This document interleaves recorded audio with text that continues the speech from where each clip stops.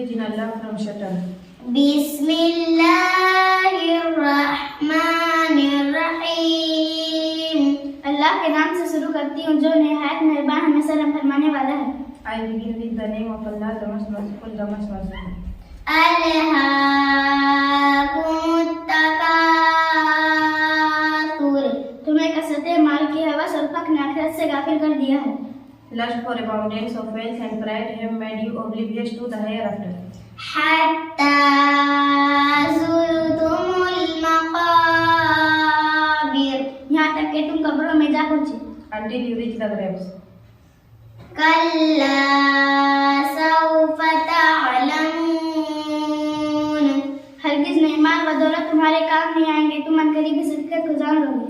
No wealth and wealth will not work for you. You will soon come to know this fact. तुम्म कल्ला सौफ तअलमून। फिर आगाह किया जाता है, हरगिज़ नहीं, अनकरीब तुम्हें अपना अंजाम मालूम हो जाएगा।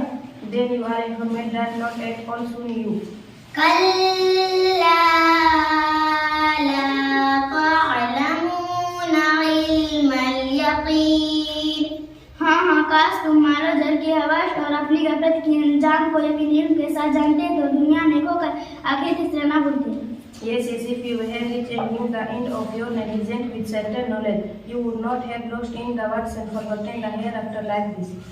लतरवुन्नल जहीम। तुम अपनी हिर्स के नतीजा में दोज़ख को जरूर देखकर रहोगे।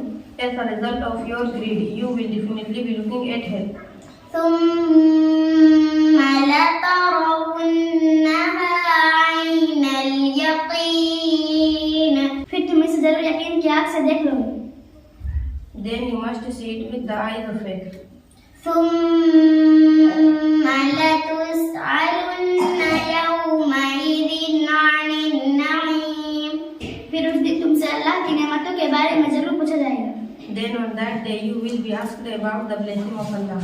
सदक़ल्लाहुल अज़ीम। खुदा की अजमत सच्चाई। God's great truth.